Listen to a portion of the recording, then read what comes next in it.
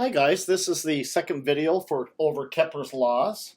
And with this one, I just want to explain what the early models of the solar system had to explain. And it turns out that if I have stars up here in the sky, that if I could observe them, the stars rise together, move across the sky together for all the lengths of our lives. In other words, this star doesn't move in relation to that, and all the true for the rest of them, for the brief amount of times that we live in our life. But there are 5 objects. And these 5 objects, over weeks and months of time, it's not in the evening, it takes some time, they actually do move across the sky. They move west to east counterclockwise, but ever so often they go backwards on themselves. They kind of retrace their steps, and then they go forwards again. So there's this weird curlicue of a motion that the planets have. Now, this backwards motion, the retracing, is known as retrograde motion. Now, in that retrograde motion, just understand this. That doesn't happen in one evening. It's over months where it kind of retraces itself, and then it goes forward again, counterclockwise in the sky. And so, to try to understand this in the models of the solar system, when we look at the ancient Greeks, they had to explain that strange backwards motion. And many individuals in ancient Greece worked on this, but the guy that we give a lot of credit to for this early model of our solar system is Ptolemy. Yeah, you don't pronounce the P, it's Ptolemy. And he came up with the Ptolemaic model to explain this.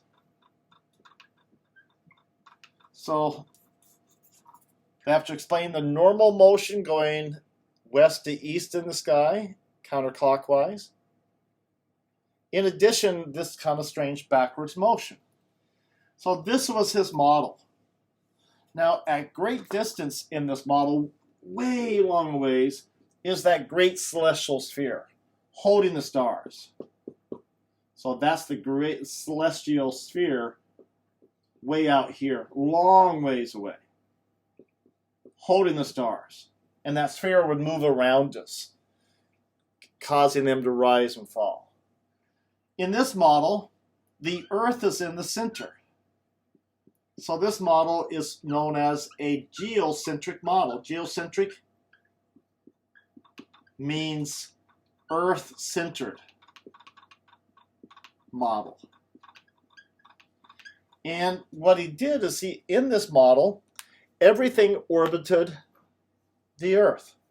So going around us, close by, would be the moon, orbiting in a perfect circle around us. And then the next object out there would be the sun, actually orbiting us.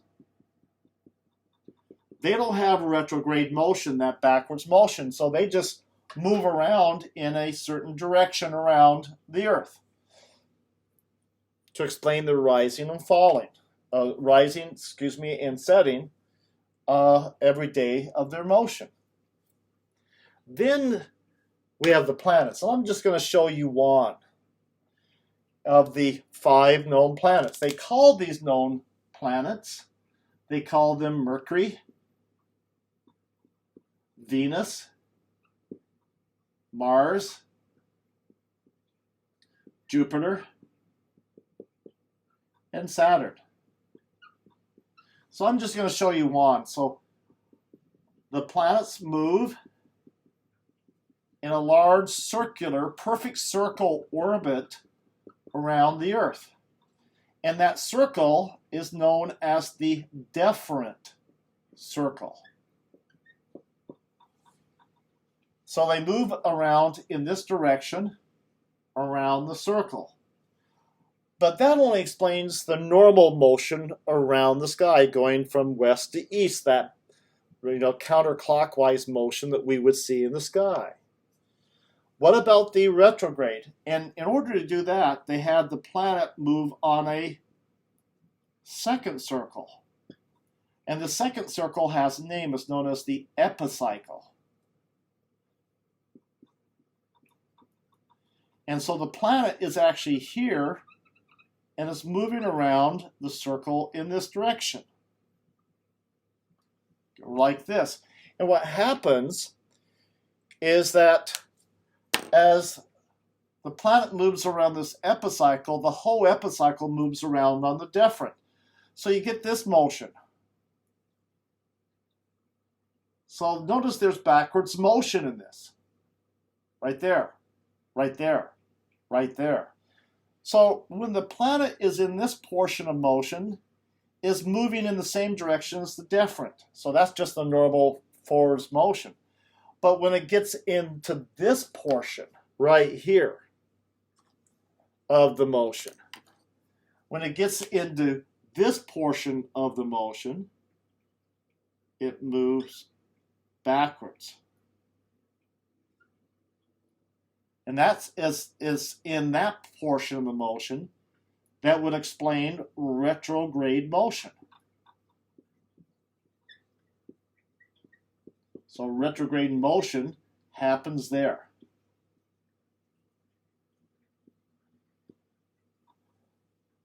So in other words, in the Ptolemaic model, that retrograde or backwards motion of the planet is actual true motion as it's moving backwards on the epicycle.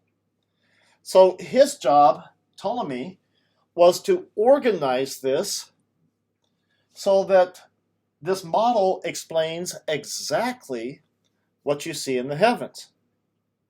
And so when he did this model, and you can see a planet is right here in the sky. And so he said, okay, based on this model, in 1 month's time, the planet should be here. In other words, this model should explain exactly what you see in the sky. And you could base then predictions upon this model. And that's what makes a scientific model and theory usable. You decide what is true and you design this, but then there's one last and major thing you have to do for any usable theory, and that is to check to see if it's true. And the way you check it is you make a prediction. It's here now. In 1 month it'll be there. And then you go out in 1 month and look. And if it's there, then that says, oh, this is a good model. If it's not there, just even a little bit off, it's that there's a problem with the model. So when he checked it, it was off. The planet was not where it should be. It was elsewhere. So that said there was a problem with that model. And so what happened then is, he made adjustments. He changed the size of the epicycle, changed the size of the deferent, changed the speeds of them moving around. He did everything he could. He even took the Earth and moved it slightly away from being in the center, because you don't give up easily. He could never get this prediction to be true, no matter what he did. But a problem happened. Outside authorities liked this model, and they took it as important and truthful for them. And who did that was civic authorities. That's the government.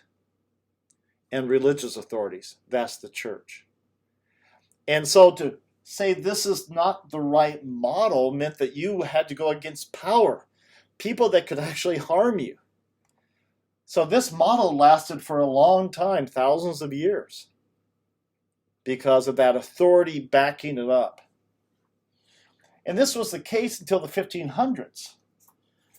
And in the 1500s, a man came up with a new theory to explain how planets move. By the way, this is showing only for the planet Mercury. You'd have to have one of these for each of those. So what a mess to try to get it all to match. So in the 1500s, I'm going to go ahead and erase this. A model came out And it's kind of funny. The person who did this was a scientist by the name of Nicholas Copernicus.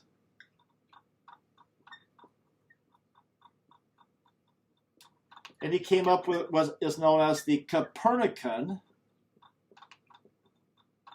model. And this model is not Earth-centered. It's known as a heliocentric model. And what that is sun-centered.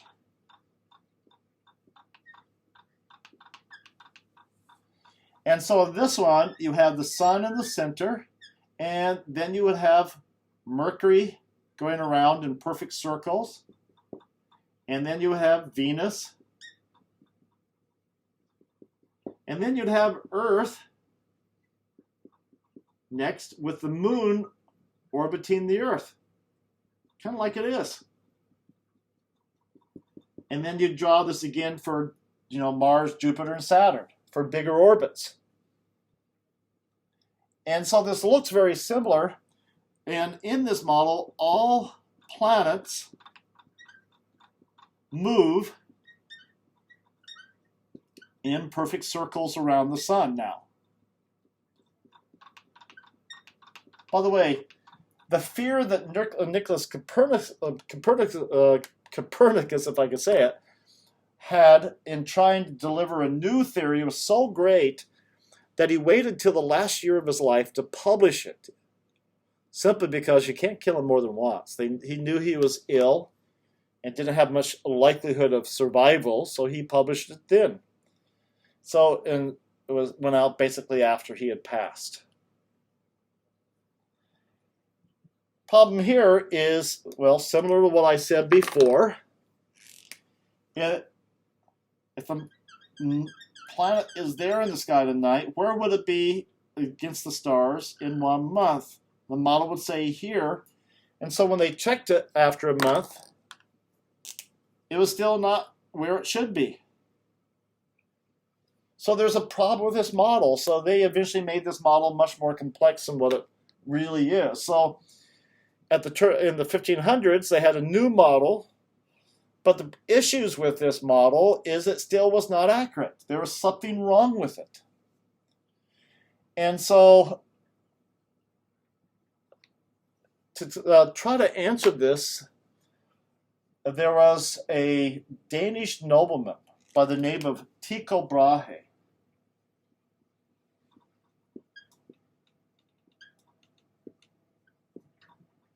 So he's Danish, from Denmark. And he was a great measurer of where things are in the sky. And so he made made instruments to measure the positions, and then he recorded date and time.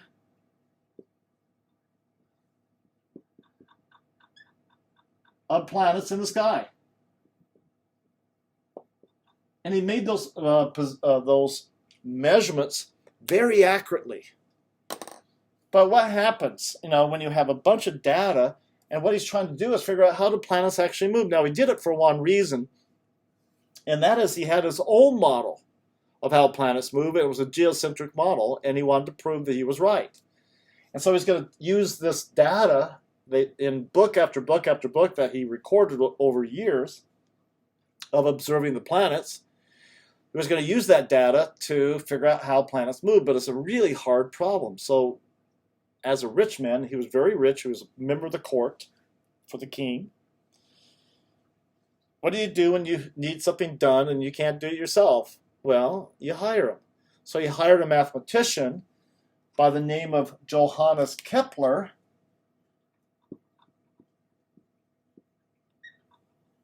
to figure out how planets move using mathematics. This turned out to be not an easy problem. How would you like to have a math problem that would take you effectively 20 years to solve? And that's what this took him to solve, using this data. But he did, which is pretty astounding. And so let me go ahead and give you the first and third law in this video, and then I'll do one last video for the second law. So this is the laws that Kepler came up with.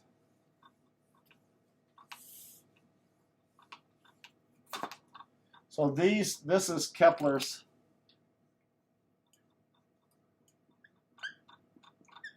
three laws of planetary motion. By the way, the reason why we still study this so much is it turns out that these laws are much more general than just for planets. It explains how anything orbits another object under the force of gravity. So how the moon orbits the Earth. If we put a satellite to orbit the Earth, how that satellite orbits us. If we look at basically putting looking at moons going around any other planet, explains that. If they're stars orbiting one another with gravity, explains how they orbit. So the whole point is that these turn out to be very general, useful laws. So the first law says this: all planets move in elliptical orbits. Oh, they're not circles. They're squashed. With the sun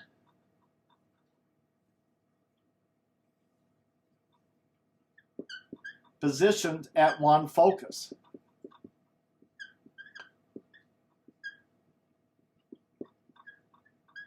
Remember, there's two foci for all ellipses. So that explained why they were not getting good predictions out of the heliocentric model. So here is the sun at one focus, and the other focus is there. And the planet is always orbiting around that curve. It's never found on the inside, never found on the outside. So that changed everything. It's like, oh, we were thinking it moved on perfect circles like the ancient Greeks thought. But it's not true. It's squished. And it was amazing when they got this law. They went out there and they said, here's the planet. Where will it be in 1 month? It'll be here according to this theory. And so in 1 month's time, when they checked to see where it was where it should be. So this is really accurate. It is a sun-centered one, but the planets don't move on perfect circles around it. And that, remember, right here is where the sun is. So if I asked you on an exam, oh, what's centered on a focus? The sun. Well, what about the other focus? It's just necessary for every ellipse to have two foci, remember? And so that's just some place in space, but it's not just any arbitrary space. It'd be located at that same distance. I'll call it A, some distance A. That distance from that out to there to the focus is A also, symmetric along the major axis.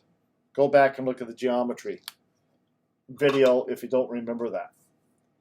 So that explained things really well. Cool.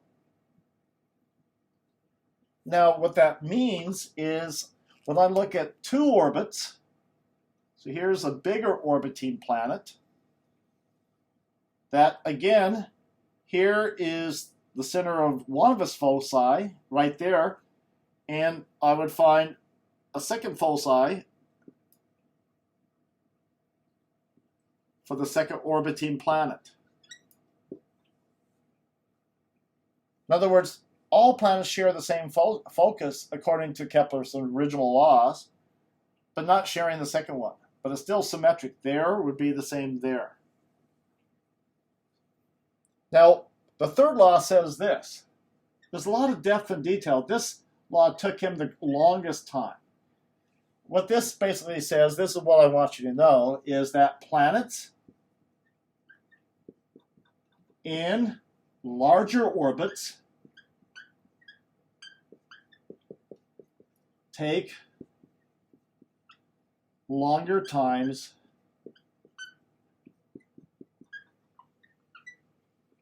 to orbit the sun.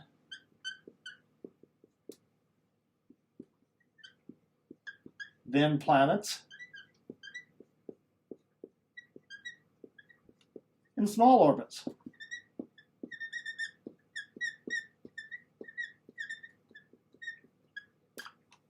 Now that seems like common sense, but remember, nature may do things differently. Maybe if this is the sun and this is the planet really close, maybe it would take a long time to orbit, whereas a planet farther away may just whip around. We don't know. We have to check it. So those are two of the laws. So make sure you write this down. First law, third law. Now I'm going to stop the video here and do the last video on Kepler's laws in regards to the second law of planetary motion, which is really an interesting law. Okay, I'll let this stop now.